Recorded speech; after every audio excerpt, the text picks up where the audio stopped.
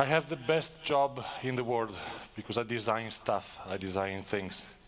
And I had the chance to speak with many different companies, from the small startups to the biggest Fortune 500. And I always ask them the same question, the magic question. How do you drive innovation? How do you shape your design process in order for your product to be innovative? And I do get often the same answer. Yes, we are an innovation-driven company. We have a fab lab, a makerspace. We invested in, we bought 3D printers last year. We even sponsored a hackathon. Oh, that's interesting. What did you came out with? Oh, it was very funny. We hacked a hair dryer and a camera, and we 3D printed a part that actually, a connection that actually could go on every hair dryer in the planet, because yes, we want to change the world and make it a better place. And this gives you the chance to take selfies in your toilet while you're drying your hair. There is no clue about how to design innovative products. It seems as though there is somewhere a recipe, but nobody knows it. It's the chimera of the market. It's the El Dorado of the Far West. But on the other hand, it's very easy to define if a product is innovative when it hasn't been made, when you have it in your hands. It's a kind of limbic gut feeling that we all have, but it's difficult even to explain in words. Do you remember the introduction of the iPad?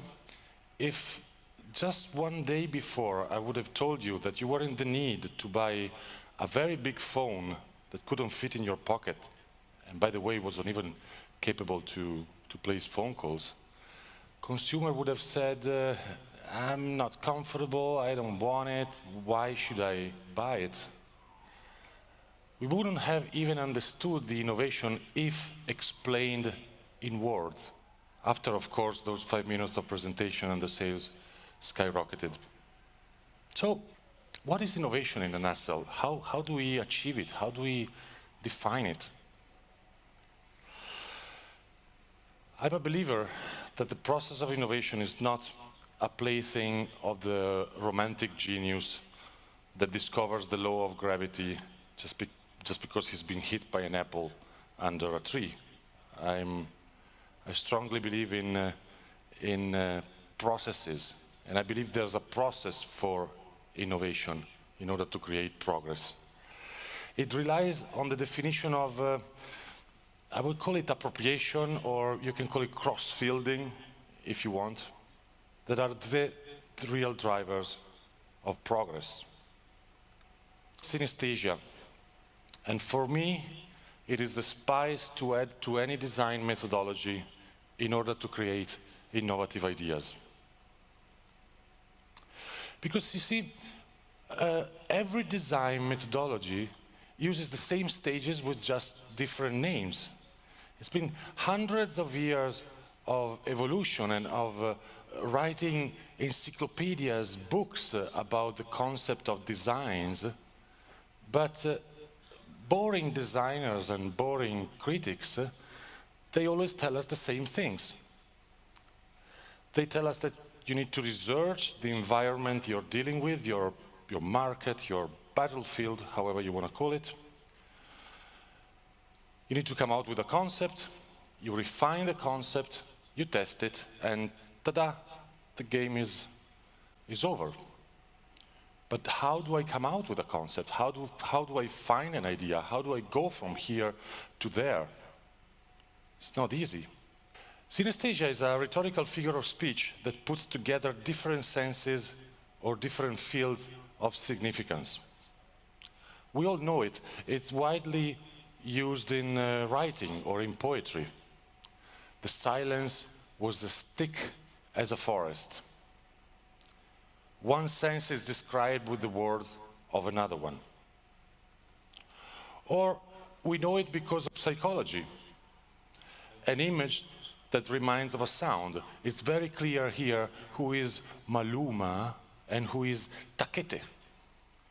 Or in movies, especially Hollywood industries knows how to use it very well. Do you remember the spaghetti western from Sergio Leone, The Good, the Bad, and the Ugly? This is the final sequence, the so-called the Triello sequence. Hey, boy! You know what you are! Just a dirty son of a bitch! And goes the music of Ennio Morricone. Spoken word that become music. It actually works better in Italian because we say the word. So, how do we apply this to design?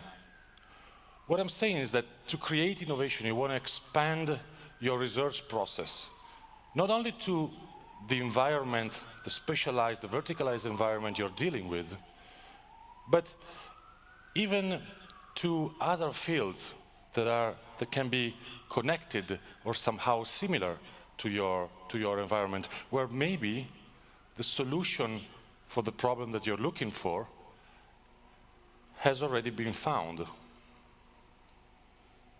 For example, I believe that in order to design an innovative game controller, you might want to take a look to other things that have the same strong hand-object relation, the same interface, or the same kind of interaction, like tools, for example.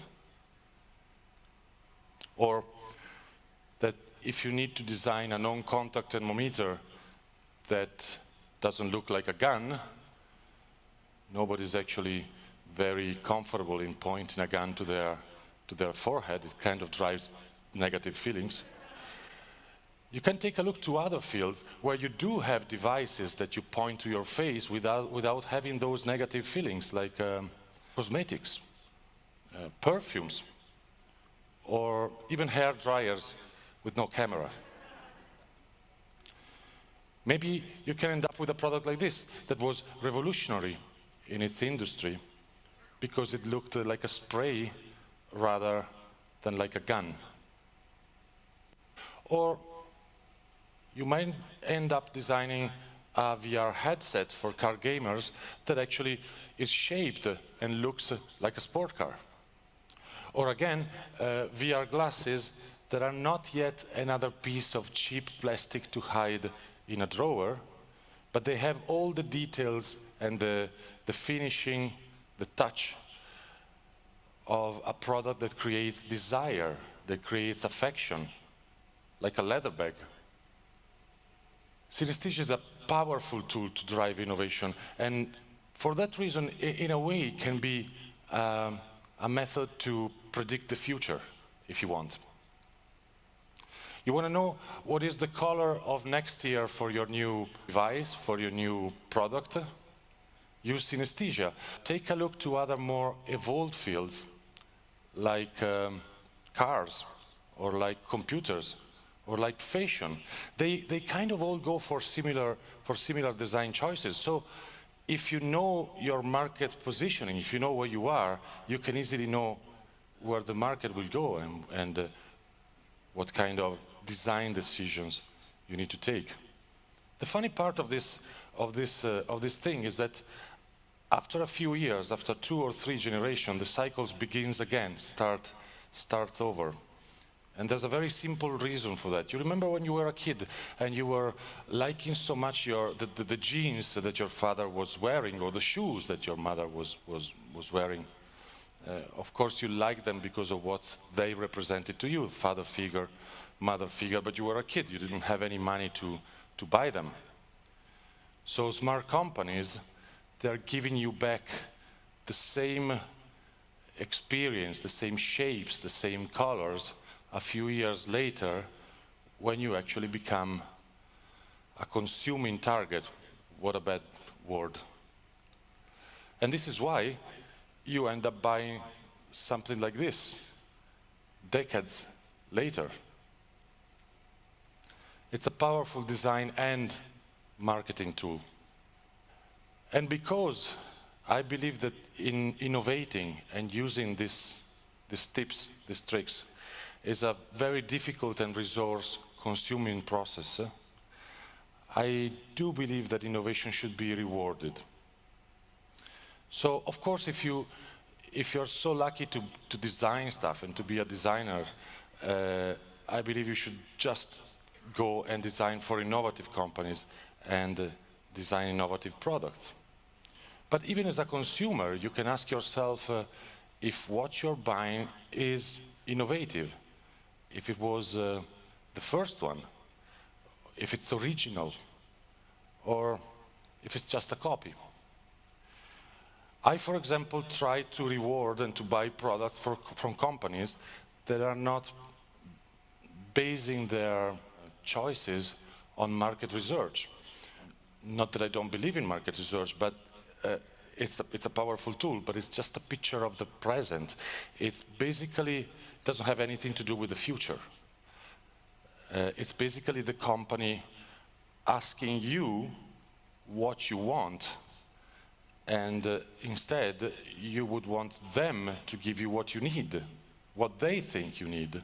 If you're buying your new sound system, you don't want to be drowning in tech specs and become an electronic engineer or an audio expert.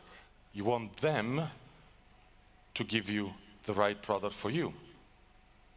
See, this is a kind of thing that drives me crazy. It's like going to a doctor and being asked, what do you think you have?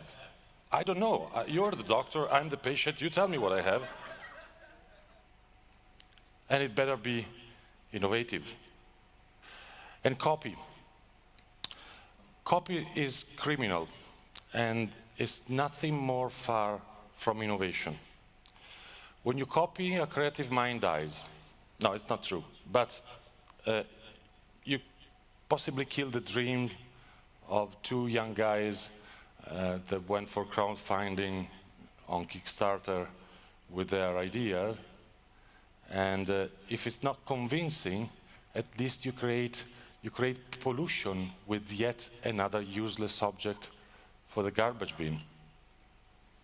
And if it's still not convincing, maybe it's garbage for the cradle of your children. We don't need another chair design. There are more chair designs than asses in this planet. We need to stop it, unless it's not innovative. Thank you very much.